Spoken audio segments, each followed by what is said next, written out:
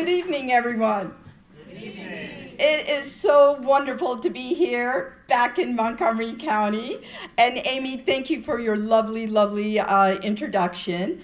And so I want to start off by saying that I got some bad news and I got some good news. 3 representatives from Montgomery County for statewide positions, right? From the comptroller to the treasurer to the attorney general.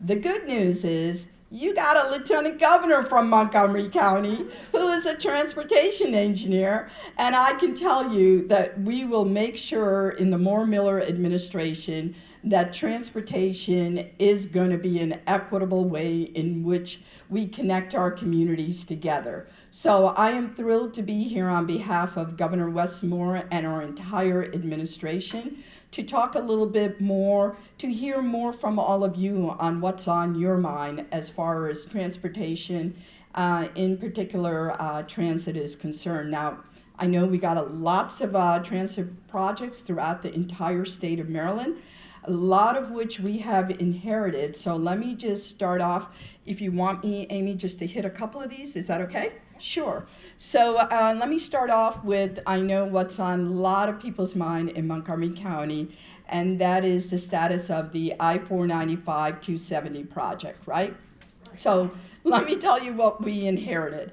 So Governor Moore and I, when we joined together and got inaugurated, this is what we inherited on the 495 project. It's $11 billion toll lane public-private partnership project, where that it was going to be financed, built, and maintained by a private entity. A record of decision was rendered in August of 2022, which really is the end of the environmental review process.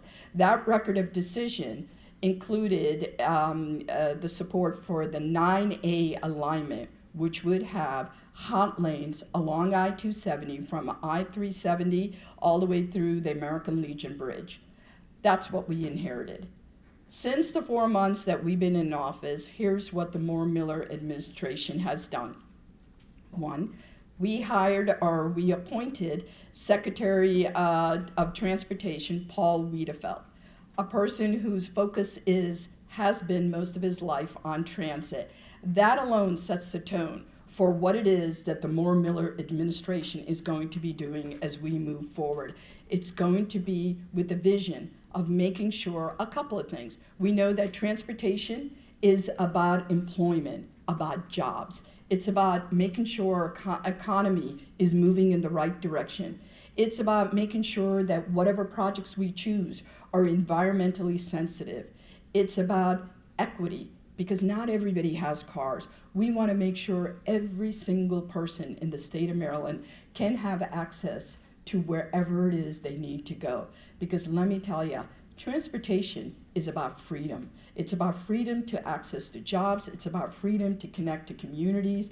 It's about freedom to be independent, right? And so we want to make sure that we make transportation equitable to everyone.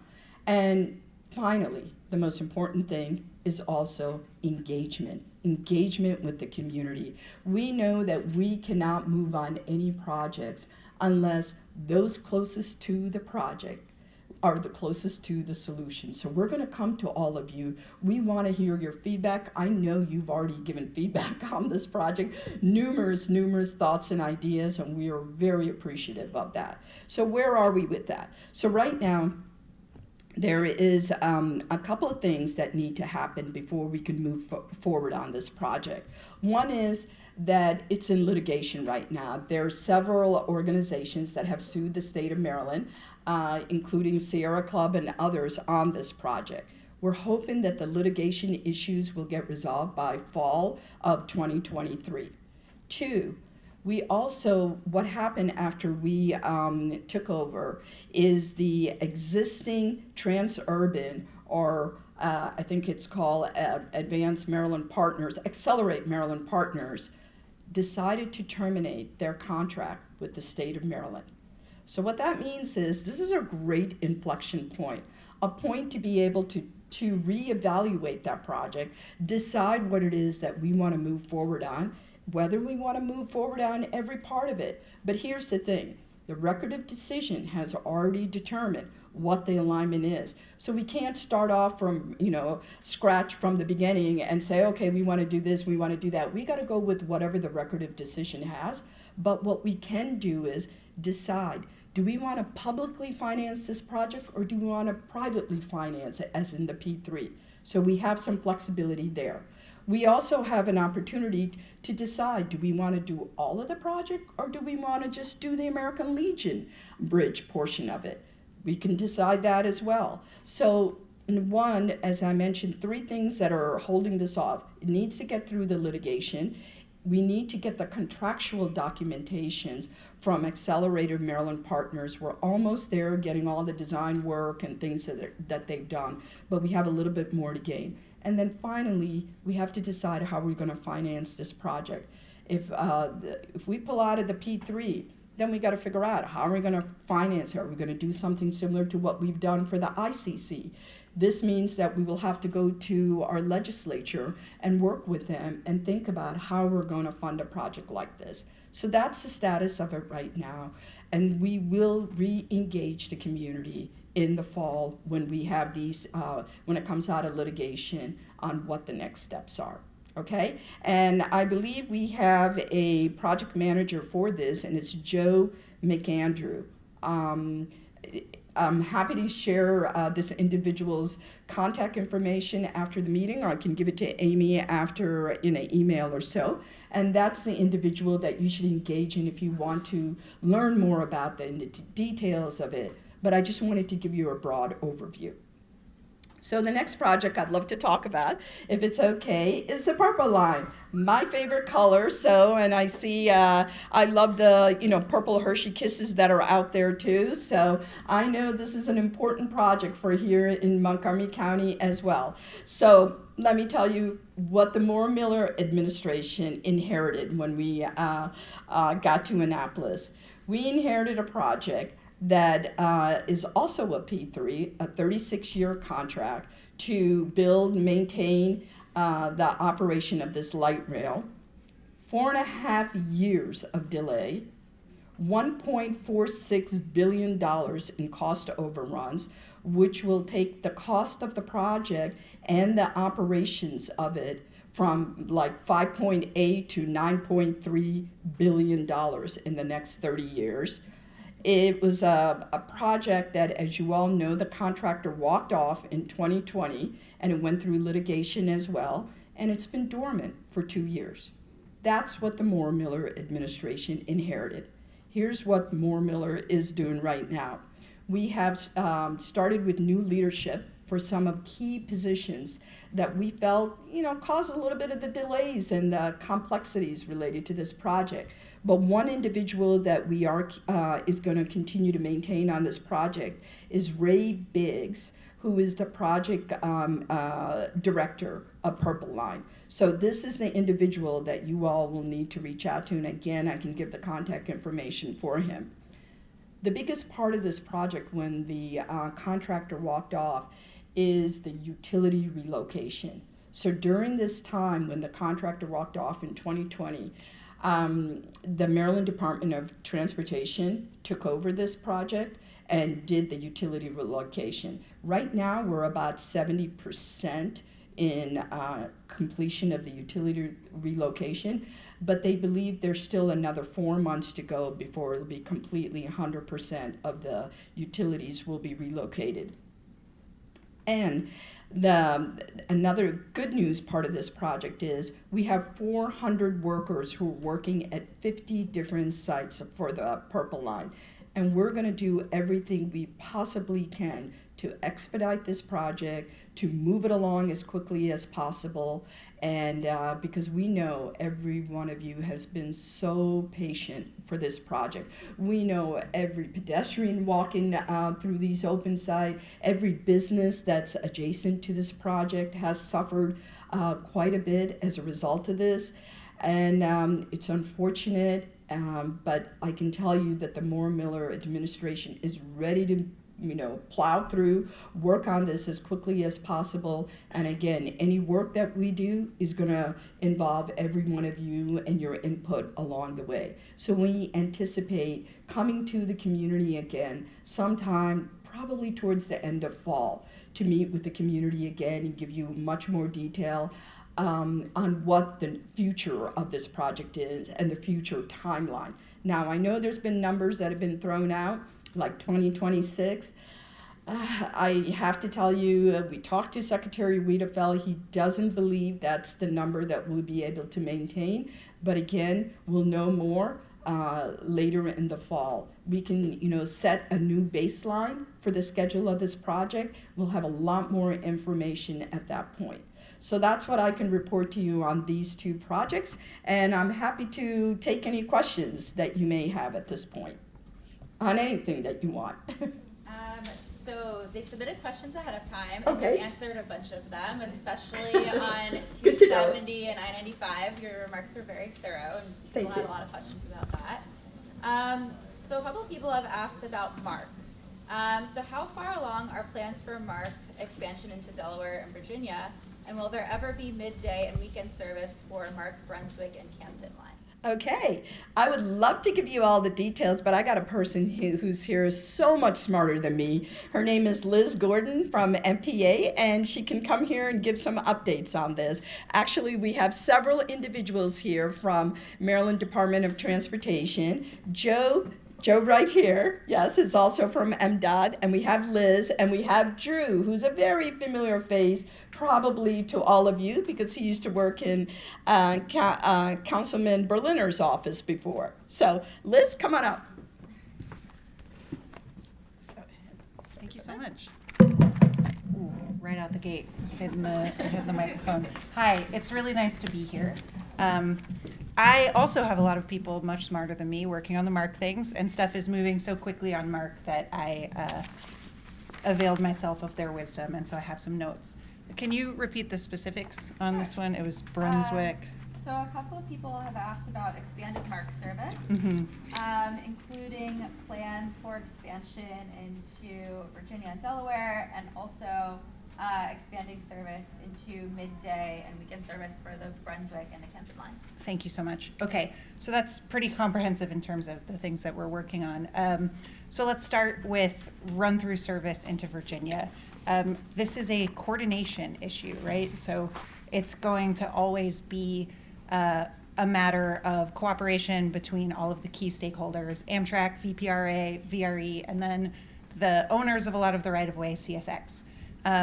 So some of the things that we have already completed is a lot of that outreach with the stakeholders and an MOU with VPRA. And so our expectation is that there will be a pilot service to be announced at some point soon, and that we're identifying also the infrastructure requirements to expand that into the future. So when we say infrastructure requirements for expansion, railways aren't like roads where you can just go around a stopped vehicle. There's a finite number of tracks, and sometimes there are pinch points on that system that really limit the capacity of the system on either side. And part of the exercise for these things is to really find out where those capacity constraints are and what the specific capital projects that would address them would be. And so that study process for a lot of different places on our MARC system is what we're undergoing at the moment. In terms of the Delaware, we call this the MARC SEPTA Closing the Gap study, because this is a study to talk through what is one of the last remaining gaps between the commuter rail systems on the East Coast. We've been looking at extending the MARC service from Perryville to meet SEPTA, either in Newark or Wilmington. We haven't necessarily figured out what makes sense, but connecting from Perryville to either of those locations would bring those two systems together. At the moment, we're really doing that stakeholder coordination with any of these projects that go across several different sets of infrastructure and jurisdictions. It's really a stakeholder coordination effort. And we have already completed an MOU with DTC, and we're figuring out roles and responsibilities to, again, try a pilot service. The other question was about hours of service. So this is something that a lot of commuter rail systems are dealing with. The commute, the 9 to 5 commute being the focus of these services, we're seeing a lot of systems move away from that and bring in weekend service, midday service, right? We also don't own our track, so we need to have conversations with our stakeholders, a theme. And that's CSX, that's Amtrak, depending on the line. And so that's always something that we aspire to get more of those slots. And it's always a conversation that's ongoing. But in terms of the specifics, I'll probably defer at this moment. Just know that it's a priority and it's happening. In terms of the Brunswick study, a technical report about the expansion to Western Maryland was released in January of 2023, and it included some alignment options. And there was a recently completed public comment period in April on that, but we would still, of course, take comments, take emails, that sort of thing. I could go on about mark service, but I'll end there unless there's a specific piece of it that I didn't cover. No, I think that's it. So thank you. Thanks. Thank you. Thank you. Okay, so there are quite a few members here who care a lot about pedestrian and cyclist safety. So there are a few questions on that. And so I suppose to summarize, what are the administration's plans to shift the culture at MDOT and the State Highway Administration to focus on safety for all users rather than focusing on drivers? Okay, Joe, come on up. You're next. All right, let me get the right distance. Good evening, everybody. My name is Joe Mogus, Assistant District Engineer for Traffic for MDOT SHA District 3, Montgomery County. The question in particular relates to pedestrian safety and MDOT SHA's initiatives and perhaps paradigm changes. So we have some big initiatives. Specifically, we have something called PSAP. You hear that acronym a lot. It's Pedestrian Safety Action Plan. There is money behind the initiative. There's $70 million dedicated to this program for the next 5 years or so. We've already moved forward with significant efforts along Maryland 650, Maryland 124, and other locations in Prince George's County, which are probably irrelevant at this particular moment.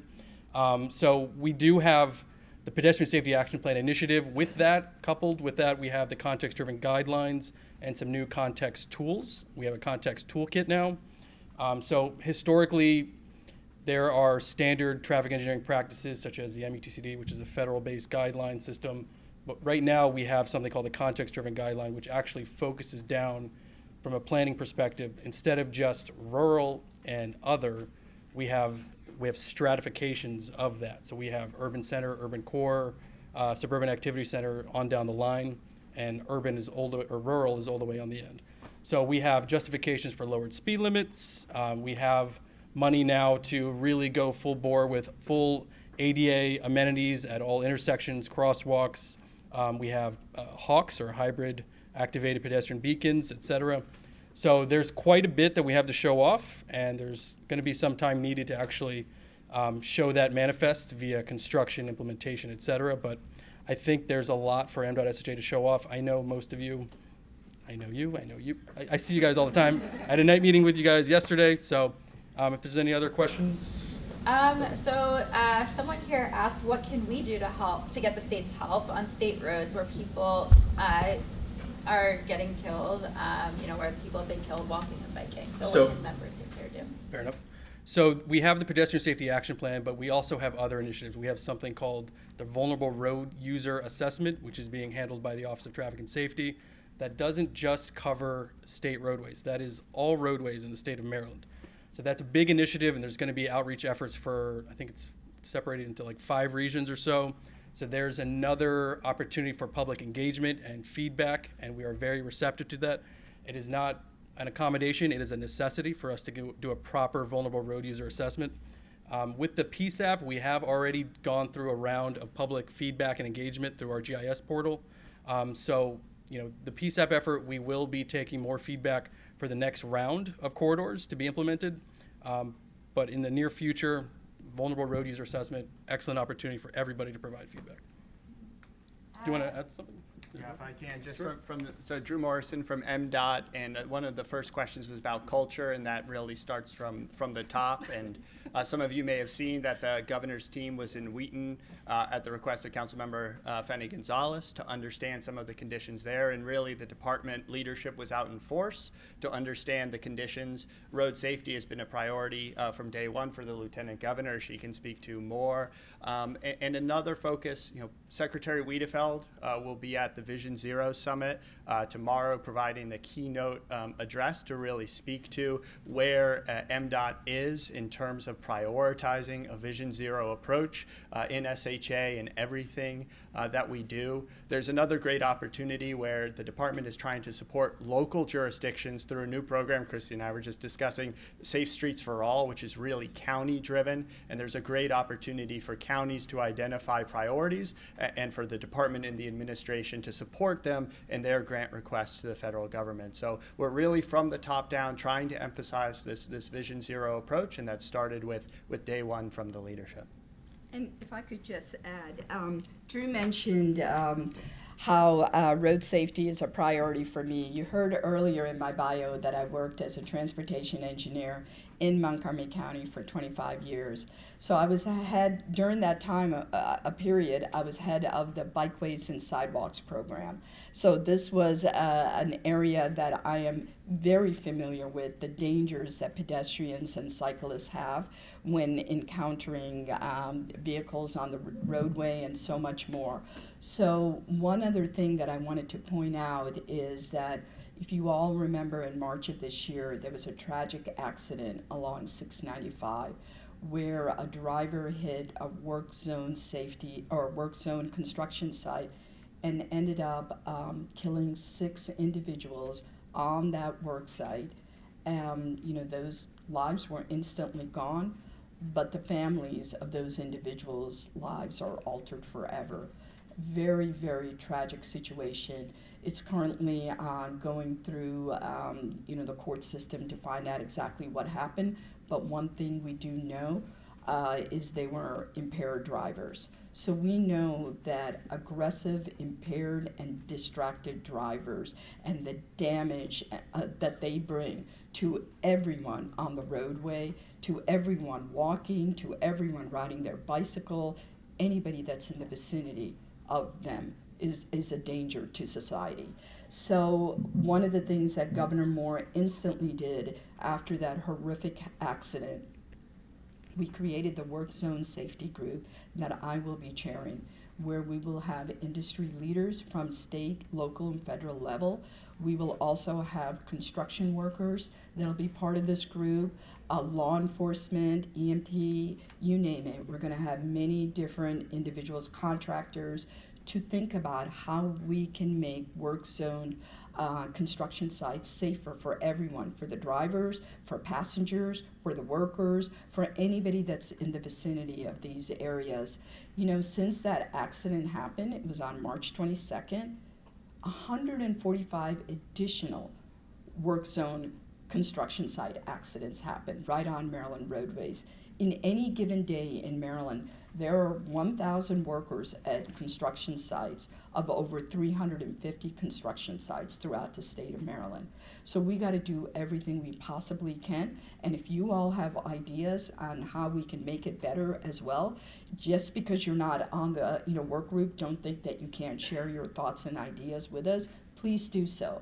And a lot of it's going to be, do we need to strengthen our laws against aggressive, impaired, and distracted drivers?